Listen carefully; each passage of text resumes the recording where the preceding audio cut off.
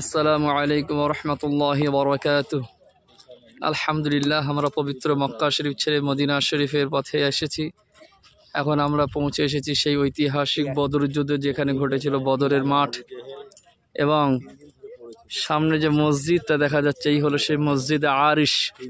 আল্লাহ নবী সাল্লাল্লাহু আলাইহি সাল্লাম যে মসজিদ, যেখানে এসে তাবু গেড়েছিলেন, দোয়া করেছিলেন, নামাজ পড়েছিলেন, সেই শরণার্থে যে মসজিদ স্মৃতিটাকে ধরে রাখার জন্য এখানে একটা মসজিদ করা হয়েছে, যে মসজিদটার নাম হলো মসজিদ আরিশ।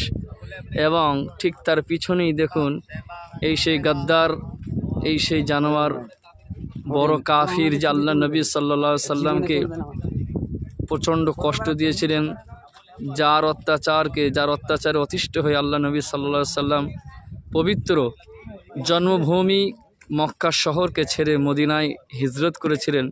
এই সেই গাদ্দার আবু জাহেল, সেই শয়তানের কবর তো বলা ভুল হবে, ওর এই জাহান্নামের গাড্ডা, এই হলো সেই তার জাহান্নাম। আজও হাজিরা দেখুন পাথর মেরে কীভাবে তার কবরটাকে বা তার এই জায়গাটাকে ভরে ফেলেছে। এই হলো সেই শয়তান গাদ্দার আবু জাহেল, যে শুরু থেকে নিয়ে প্রিয় নবীজি সাল্লাল্লাহু আলাইহি সাল্লামকে প্রচুর পরিমাণে কষ্ট দিয়েছিলেন, অত্যাচার করেছিলেন। এবং এই হিজরতের পূর্বে যখন তাদের একটা মোয়ামেলা হয়েছিল, একটা পরামর্শ বা মাশওয়ারা হয়েছিল, সেই মাশওয়ারাতে একজন এক এক মতামত প্রদান করেছিলেন। কেউ বলেছিলেন তাকে গৃহবন্দী করা হোক, কেউ বলেছিলেন তাকে ঘর ছাড়া করা হোক, কেউ বলেছিলেন তাকে আপনার আটকে রাখা হোক।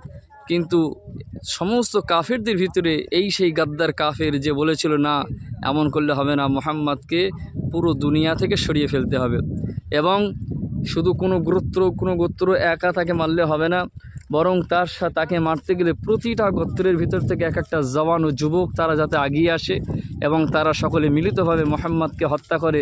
তাহলে কি হবে, বনু হাশিম গোত্র তারা একা সকলের সাথে লড়াই যাতে না করতে পারে, এজন্য প্রতিটা গোত্রকে সে সামিল করে নিয়েছিল। এবং বলা হয়েছিল যে মুহাম্মদকে আঘাত করে যে হত্যা করতে পারবে তাকে 100টি উট দান করা হবে। এবং এই কথা শোনার পর যখন আল্লাহ পাক রব্বুল আলামিন প্রিয় নবীজি সাল্লাল্লাহু আলাইহি সাল্লামকে ওহীর মাধ্যমে জানিয়ে দিয়েছিলেন, তখন আল্লাহ নবী হিজরত করতে বাধ্য হয়েছিলেন। এই সেই কাফের আবু জাহেল, যে আল্লাহ নবীকে বলেছিল যদি কেউ মেরে দিতে পারে তাহলে তাকে 100 উট দান করা হবে। তো আজ আল মদিনা ট্যুর অ্যান্ড ট্রাভেলস যে মুআল্লিমগুলো আছেন, আমাদের হাফেজ সালাহউদ্দিন, মোহাম্মদ রবিউল ইসলাম থেকে নিয়ে আজিজুল সাহেব, এনারা আমাদের এই কাফেলাকে নিয়ে এসেছেন। আমরা দেখলাম আলহামদুলিল্লাহ, এই সেই আপনার বদর প্রান্তর, ওই দিকে আছে বদরি সাহাবীদের কবর, মাজার মুকদ্দাস, আর এই হলো আবু জাহিল।